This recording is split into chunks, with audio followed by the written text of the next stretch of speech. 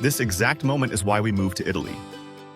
The perfect cappuccino, the sun on my face, the murmur of a language that sounds like music, and a view that looks like a painting. We saw the movies, read the books, and dreamed the dream. We really thought we knew what we were getting into. We figured it would be a simple, beautiful, romantic, and delicious adventure. And it is, sometimes. But what nobody shows you, what doesn't make it into the sun-drenched Instagram posts, is this moment. Drowning in a sea of official-looking documents with stamps and signatures that all look impossibly important. Sitting for hours in a stark, fluorescent-lit waiting room, only to be told you have the wrong form, you're in the wrong office, or to just come back tomorrow. It's the moment you feel completely lost in translation, wondering if you've made a huge, irreversible mistake. The dream of living in Italy is real, but the reality is so much more complex, challenging, and ultimately more profound than we ever could have imagined. This isn't just another highlight reel. This is the complete guide. This is what you can really expect when you move to Italy. Before you can even think about ordering your first real pizza in Naples or sipping wine in Tuscany, you have to conquer the mountain. And by mountain, I mean the colossal, soul-crushing Everest of Italian bureaucracy. This isn't some small hill you can quickly climb. This is your new full-time job, and the pay is, well, there is no pay. Only the distant promise of one day being able to legally live in the country you've chosen. Our journey started, like it does for most non-EU citizens, months before we packed a single box. You don't just show up in Italy. You have to apply for a long-stay visa, a visto nazionale, from an Italian consulate in your home country. Sounds straightforward, right? But it's your first taste of the intricate dance you're about to learn. There are different visas for different reasons. The elective residence visa for those with passive income who don't plan to work. The work visa, if you're one of the lucky few with a job lined up. A student visa, and the much talked about digital nomad visa. We went for the elective residence visa, which required proving a passive annual income of at least $31,000 without working in Italy, though this figure can vary a bit depending on the specific consulate.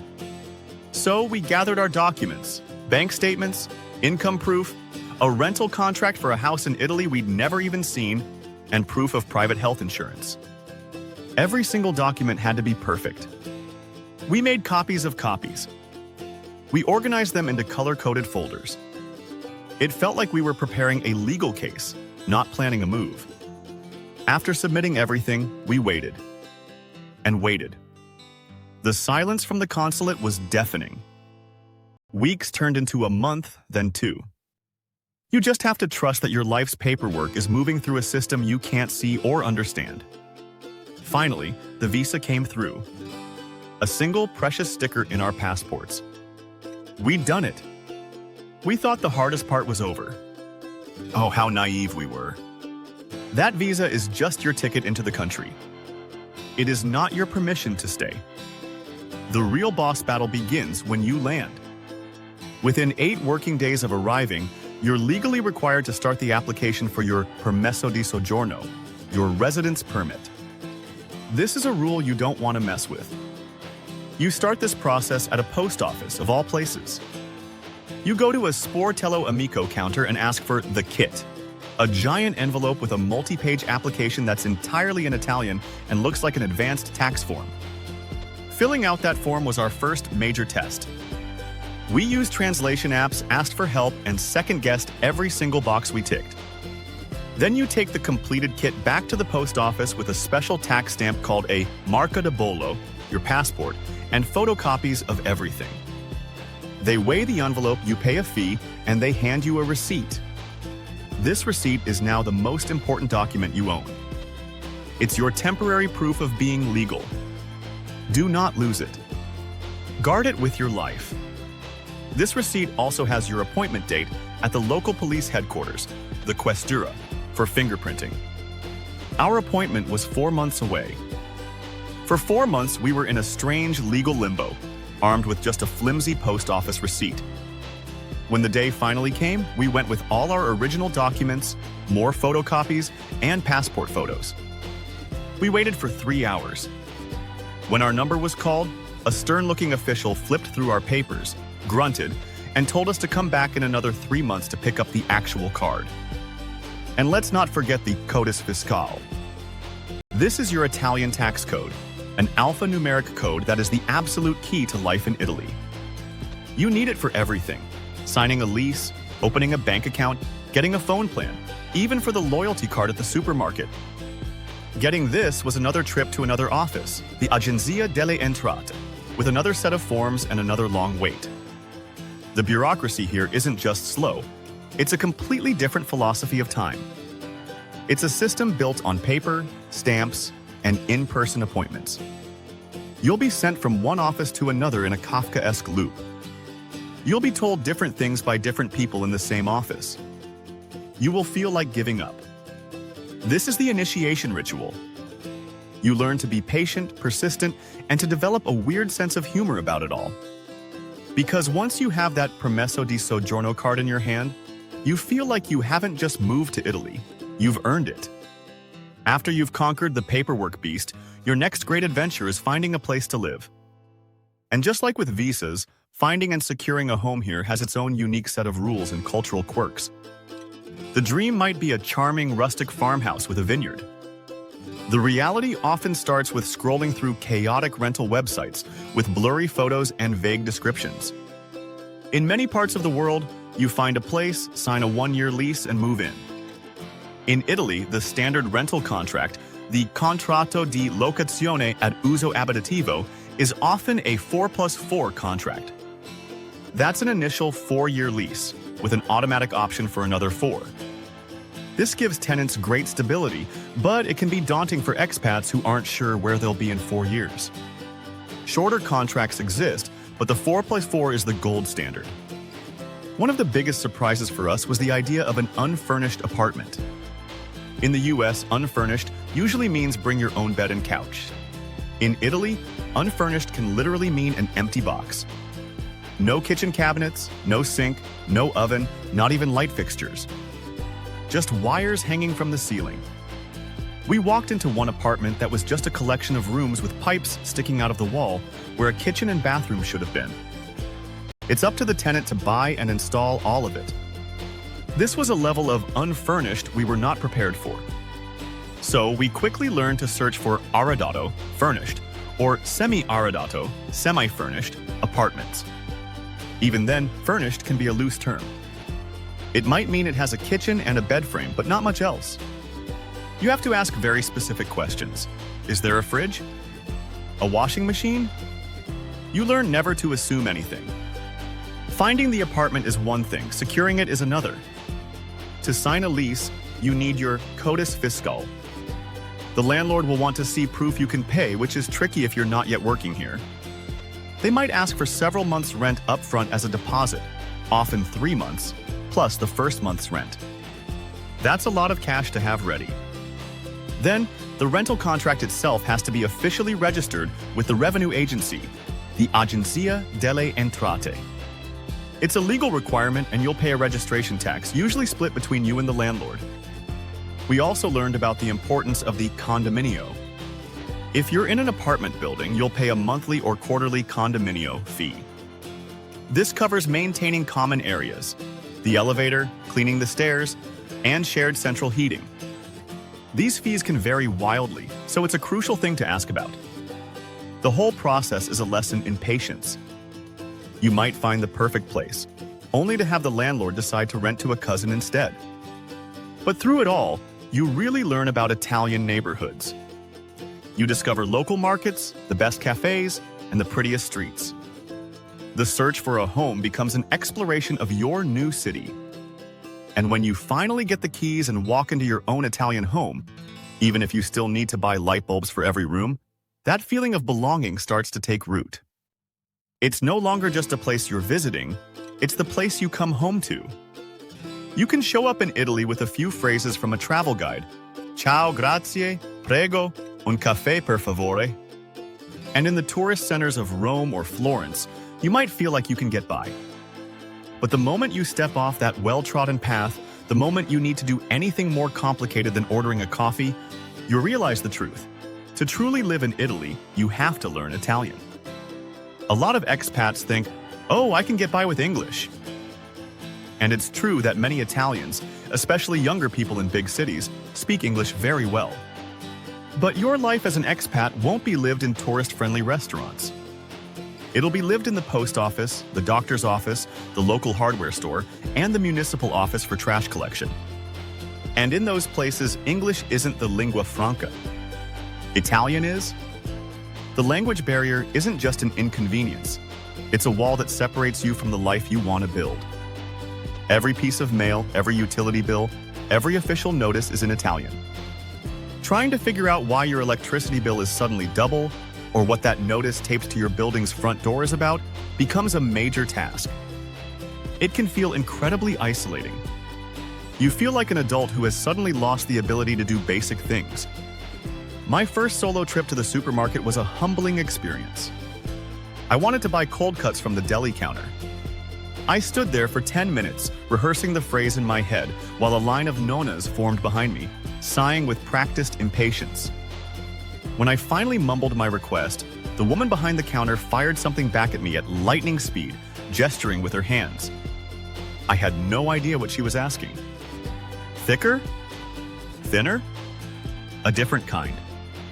I panicked and just nodded, and ended up with a giant, expensive block of prosciutto when I just wanted a few slices for a sandwich. But the struggle is also where the joy is. Learning Italian is the single most important thing you can do to integrate.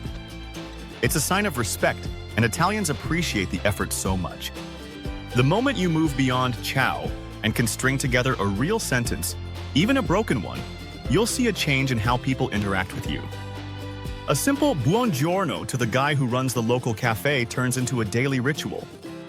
Soon, he knows your coffee order. Then he asks where you're from.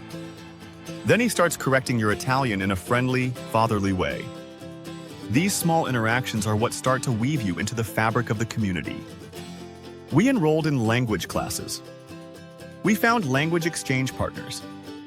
We started watching Italian TV with subtitles and listening to Italian radio.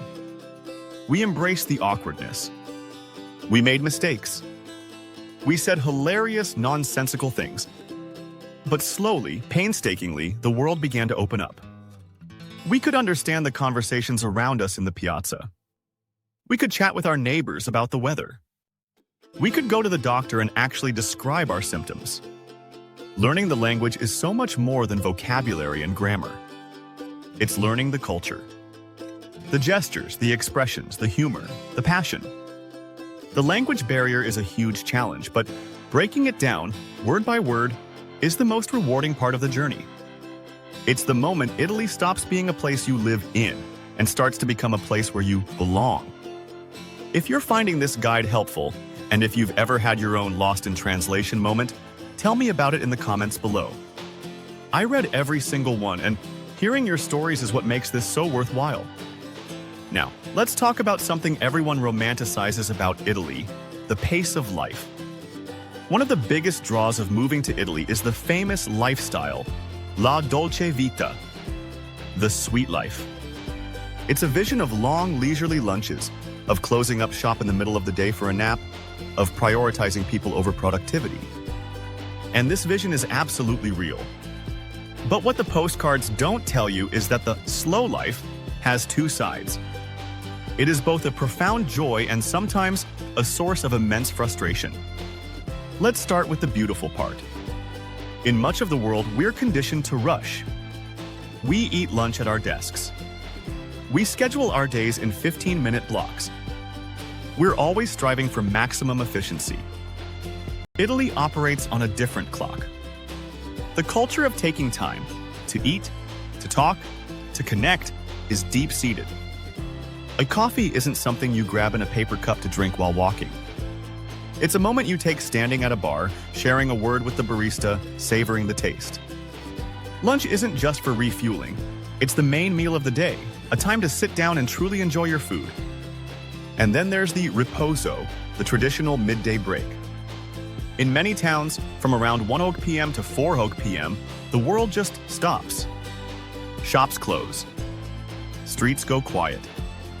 People go home to eat and rest. At first, this was maddening. We'd decide to run an errand at 2 p.m. only to find every shop shuttered. But over time, we learned to adapt. We started to appreciate this enforced pause. It's a time to recharge, have a proper meal, and escape the afternoon heat. It's a cultural commitment to the idea that life is more than just work. However, there's a flip side to slow, and that's inefficiency. The same relaxed attitude that makes for a pleasant lunch can be infuriating when you're trying to get something done. Bureaucracy moves at a glacial pace. Things that would take a single phone call in other countries can require multiple in-person visits to different offices here, each with its own limited hours and long lines. You learn that timelines are suggestions, not commitments. If a plumber says he'll come domani, tomorrow, it could mean tomorrow or next week or the week after. Ci sentiamo, which literally means we'll hear from each other, is a common and beautifully vague non-commitment. There's a popular phrase, Italia, sighed with a shrug, which roughly means, well, that's just Italy.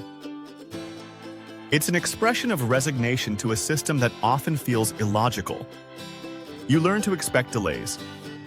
You learn to follow up, and then follow up again. You learn that getting angry is pointless. It only raises your own blood pressure. The system won't change for you. You have to change for it. This dual nature of the Italian pace is one of the hardest adjustments. You have to learn to embrace the slow when it means savoring a moment, and you have to learn to develop superhuman patience for when it means dealing with inefficiency. It's a daily practice of letting go of control. You can't fight the current, you just have to learn to flow with it.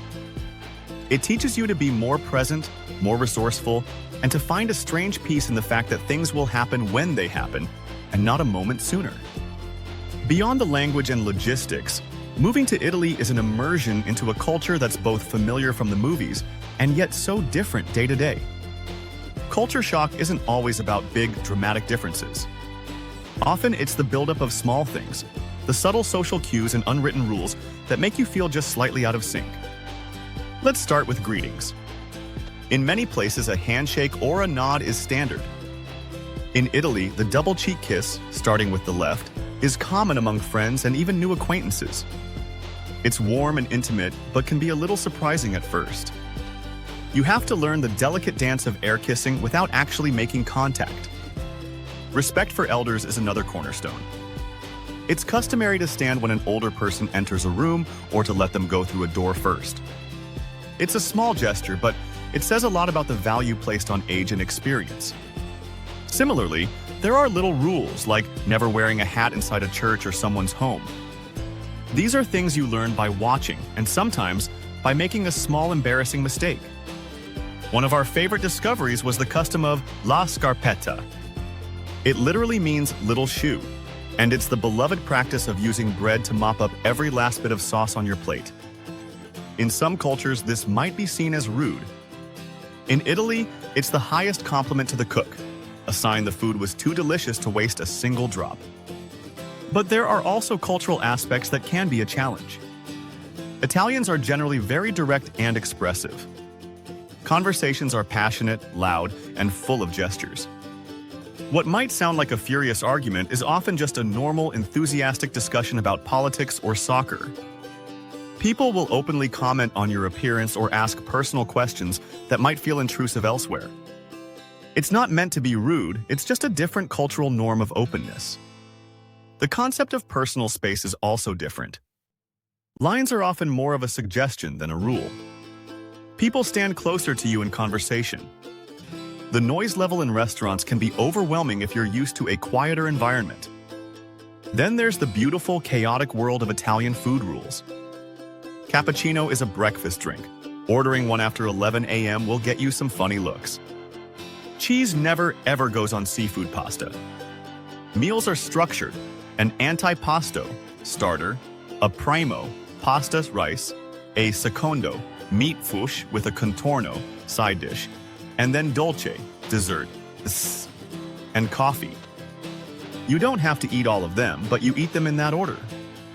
These aren't just traditions. They are a deep-seated part of the national identity. Navigating this new cultural landscape is a constant process of learning. You quickly realize that your way of doing things isn't the right way. It's just one way. The cultural joys, the incredible importance of family, the celebration of local festivals, the sheer passion for life are immense. The culture shock is real, but it's also the gateway to a richer, more nuanced understanding of this incredible country. It pushes you out of your comfort zone and forces you to see the world through a new lens. You can have your visa sorted, your apartment set up, and your Italian phrases memorized, but none of it matters if you feel alone. The emotional journey of an expat is a roller coaster, and one of the biggest challenges is building a new community from scratch. The first few months can be incredibly lonely. You're far from your old friends and family, your support system is gone, and you're in a new world where you don't yet have your people. What we quickly learned is that making friends in Italy is a different process. In many places, you might meet someone once and exchange numbers. Here, friendships often develop more slowly and organically. There's a big difference between a conoscente, an acquaintance, and an amico, a friend, and that jump can take time. Many Italians have tight-knit circles of friends they've known since they were kids, and breaking into that can be tough.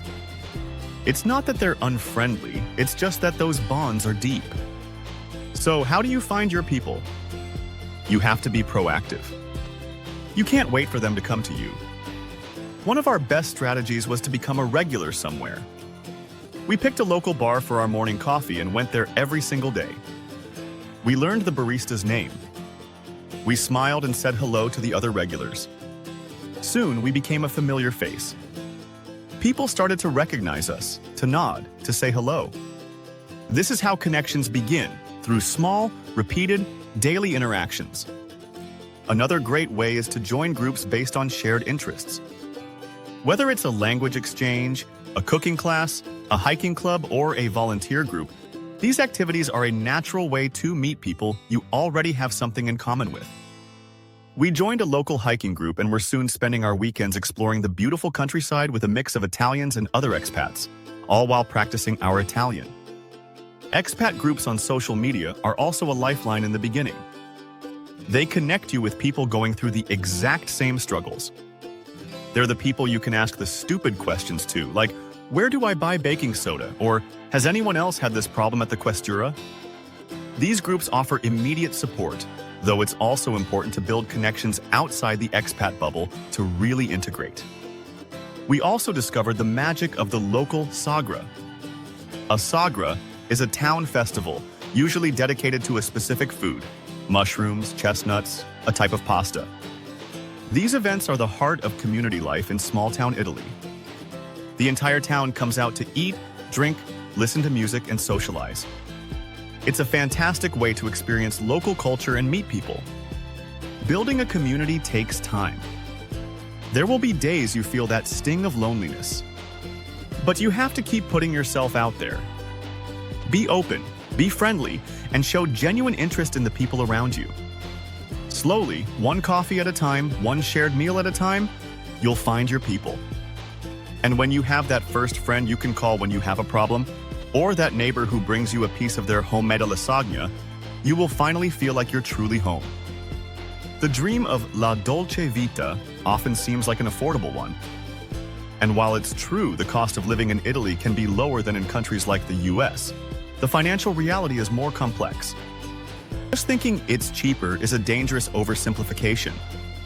You have to understand the nuances of the Italian economy, from salaries and taxes to the everyday cost of groceries. First, let's talk about income. Salaries in Italy are generally lower than in the US, the UK, or Germany.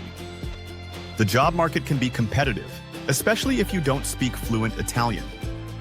Many expats who move here are either retired, financially independent, or work remotely for foreign companies. For instance, the new digital nomad visa requires a minimum annual income of around $28,000. Then there are taxes. The Italian tax system is complex and income taxes are progressive, with rates ranging from 23% to 43%.